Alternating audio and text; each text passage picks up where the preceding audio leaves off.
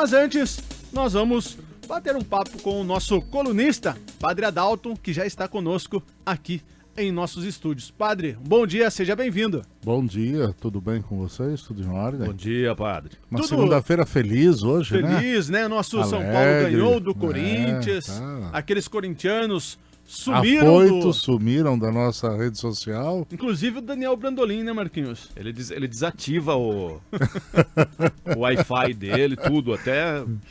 Não, é engraçado isso, né? Eu, quando o time tá ruim nessa maré desgraçada que tá o São Paulo, eu não desligo nada, não. Todo mundo tira sarro sempre. Engraçado que de sábado pra cá ninguém tirou sarro nenhum. Ninguém, sumiu todo mundo. Mas tá bom. Padre... Tá ruim, mas tá bom. Tá ruim, mas tá bom. Padre, o que o senhor preparou para os nossos ouvintes e internautas nesta segunda? Essa semana tem o Dia Internacional da Mulher, que é um tema que sem dúvida alguma vai ser falado, explorado aí em muitos temas, mas eu queria falar de um outro assunto, né, que é o risco desta nova ordem mundial que está tentando se impor goela abaixo, e olhando pela filosofia de onde vem, né, e por que vem. Nós estamos vendo essa situação da guerra, essa guerra lá na Rússia, Ucrânia e tudo mais. O que está por trás disso? Além dos interesses econômicos, dos interesses sociais, nós estamos voltando a um período que nós estamos vivendo um conceito do chamado cancelamento. É a cultura do cancelamento. Ela começa de um jeito muito simples. A gente vê, por exemplo, no Facebook, a ideia de que as pessoas fazem de tudo para obter um like. Né? Eu quero receber um like, eu quero que alguém me siga, eu quero que alguém me acompanhe. E, de repente, quando eu olho o que eu estou sendo, eu estou me produzindo para ser aquilo que as pessoas gostam, aquilo que as pessoas querem.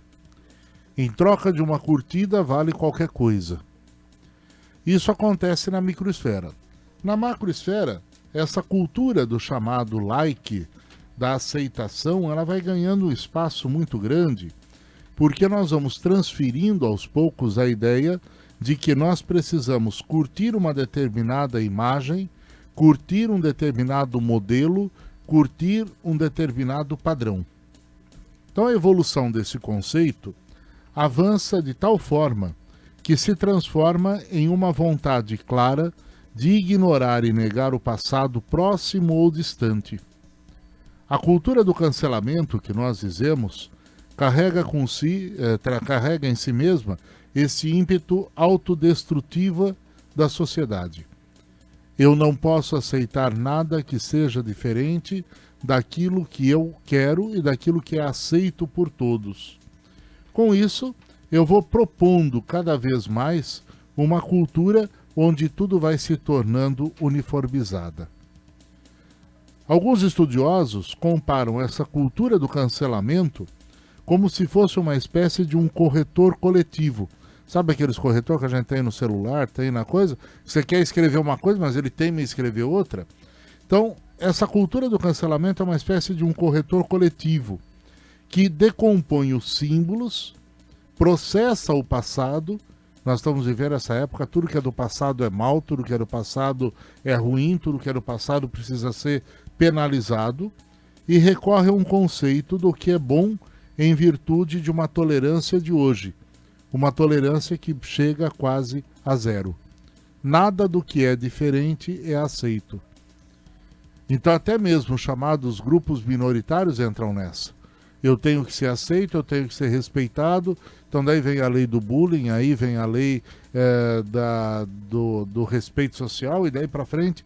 E a gente vai criando essa cultura que quer criar um padrão hegemônico de como se comportar, de como ser, e ali vale isto. Então as individualidades são negadas, as diferenças pessoais são negadas e todos têm que voltar a esse princípio.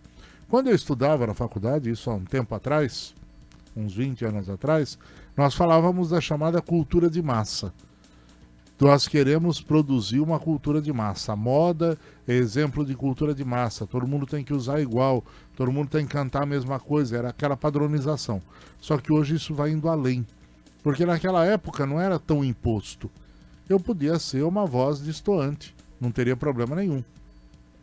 Tanto que se a gente lembrar, vários movimentos, né, a própria Semana Brasileira de Arte Moderna foi um exemplo disso, de uma revolução, aquele padrão de massa que se tinha para tentar criar um padrão de identidade, de cultura pessoal. Então hoje nós estamos vivendo essa contracorrente. Nós temos que nos adequar ao que é padrão, temos que nos adequar ao que é modelo, e socialmente isto também acontece. Então nós estamos vendo um alinhamento no mundo, onde as pessoas têm que pensar igual, agir igual em função de perpetuar um determinado modelo. E a sociedade ocidental traz esse modelo de uma maneira muito clara, quando ela rejeita todas as ideias do passado. Então nesse modelo não tem lugar para Deus. Então quando acontece uma guerra dessa, a primeira coisa que é excluída são os espaços religiosos. Por quê? Porque ali não pode. Ali você aceita a pluralidade. Nós temos que ter uma uniformidade. E temos que ter a autoridade de todas as coisas. Então nós esquecemos esse princípio. E ao esquecer o princípio religioso, nós esquecemos também o princípio da legalidade jurídica.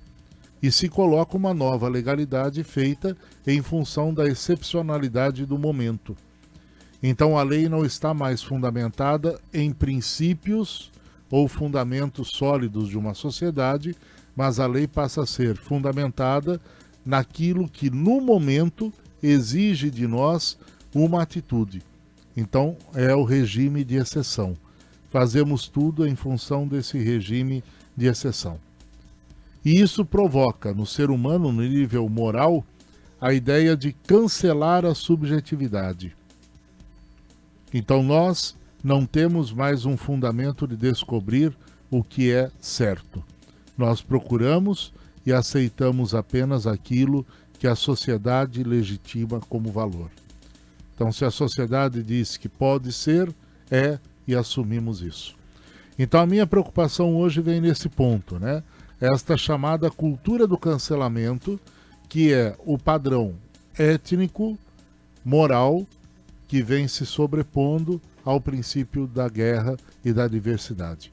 Todos têm que se alinhar a um único conceito. Se você pega aqui no Brasil, por exemplo, você tem os partidos de esquerda, todos legitimando isso, porque realmente a União Soviética tem direito de ter esse poder. Alinhados à China e tudo mais, os partidos de esquerda estão defendendo a guerra, que realmente a Ucrânia não pode fazer o que faz, tem que se submeter ao poder soberano dos russos. E aí para frente a gente vê o resto, o que pode vir. Padre, ainda entrando nesse pensamento do senhor hoje, nós tivemos algo meio que parecido de um determinado político brasileiro que inventou de ir para a Ucrânia para tentar os seus likes. Inclusive ele era até pré-candidato a governo do estado e falou uma bobagem que falou uma bobagem que hoje pesa muito. E fez ele perder a condição, né, de ser candidato. De ser candidato, o partido está pensando em expulsá-lo e perdeu até a noiva. E perdeu o mandato, e vai perder o mandato na Assembleia Legislativa. Então, se resume em tudo isso. É, né? E um outro candidato à presidência do Brasil que está apoiando abertamente com o seu partido as investidas, porque realmente a gente precisa ter um controle social mais sério, então nós defendemos isso. E o presidente que foi lá para defender o interesse econômico é criticado. Dito isso, fechamos, padre? Fechamos. Então cuidado, porque a gente está nessa cultura e a gente de repente se vê vítima de tudo isso. Padre, uma excelente semana para o senhor. Um abraço para vocês também. E se Deus quiser, segunda estamos de volta. Não sei se aqui, não sei se de casa, mas a gente se encontra na segunda, se Deus quiser. Tá bom, então, Um padre, abraço. uma ótima Até semana. mais. Boa semana.